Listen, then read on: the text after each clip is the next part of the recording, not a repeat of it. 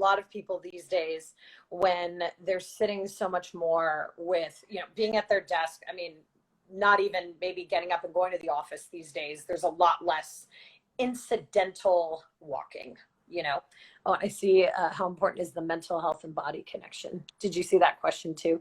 I sure did. Yeah. We can package this all together. Go for it. Yeah. Package it up nicely.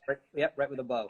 There has been a trend. There has been a real uptick with people with like truly nagging, persistent sciatica.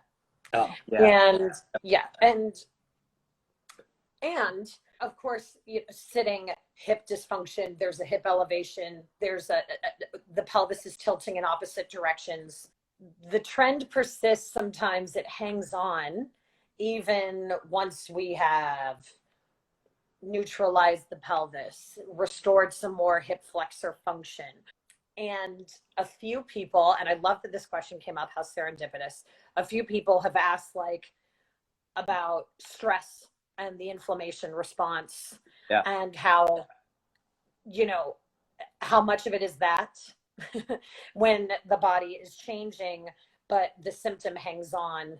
And I was asking you, have you had that experience? Because I think it's important to acknowledge, some people are 2 sessions, the pain is totally gone. And some people, the journey takes a little bit more time, even though there is progress along the way. And this question ties it up nicely. How important is that? Because we have definitely seen clients where it persists as the body is changing. And I thought that could be something to address, especially during these times. Yeah, absolutely. Like the mental, emotional, physical pieces, all being tied into each other for sure. Certainly like you said, right? Like if you notice that you're carrying tension in your shoulders, or I feel stress in my lower back, right? So it's like that the physical side of things, the shoulder, upper traps, neck, lower back, if those areas are already compromised or put in a tight position, compensation, and you have stress, when we get stressed, our muscles automatically tense, our cortisol levels rise, just a fight or flight response, right? Physiological response, for us, that we stiffen, we brace, with the threat in front of us. And if those areas are already tight, and there could be inflammation already in that area due to the overcompensation, then the stress is just going to go right to that area. It needs an environment to thrive, right? Inflammatory part of stress. So if there's already an area that's inflamed and more acidic in nature, it's right where it's going to go.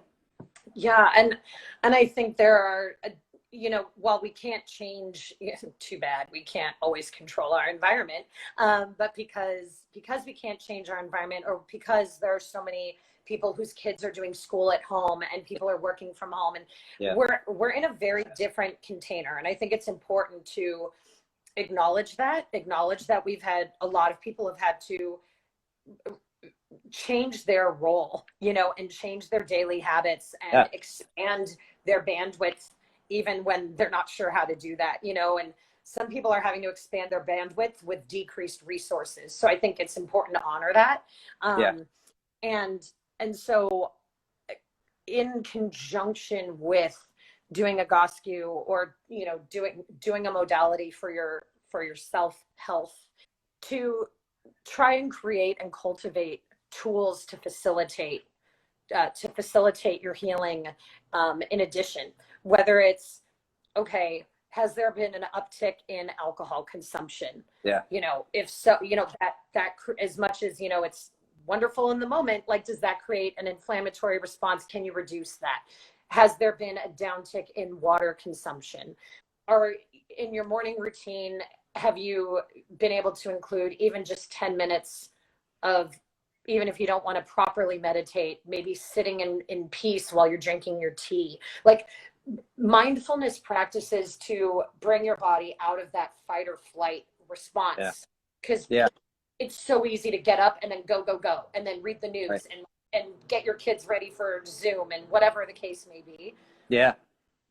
How can we really come at that fight or flight response in a more well-rounded way? Like an encompassing way. Yeah, right. Like, yeah, like you're saying, just as simple as, hey, get some more water. You know, your body to breathe, breathe.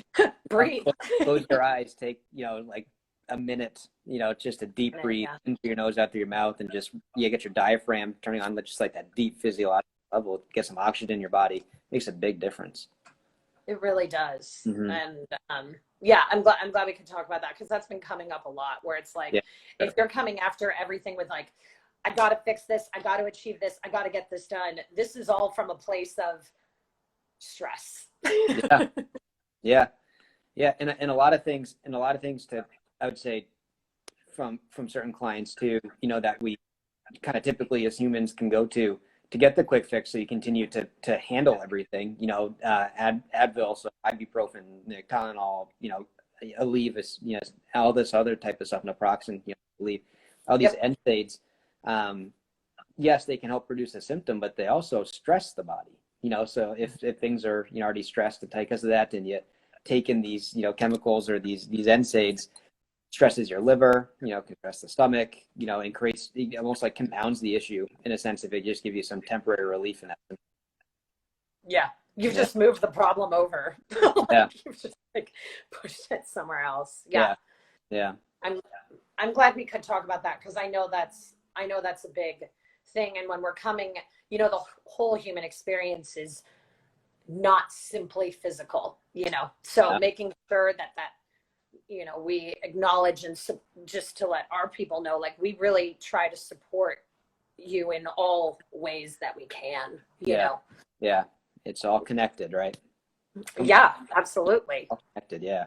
Yeah. That's a good thing to bring up, especially with, today's day and age and everything going on. Yeah. That's super important.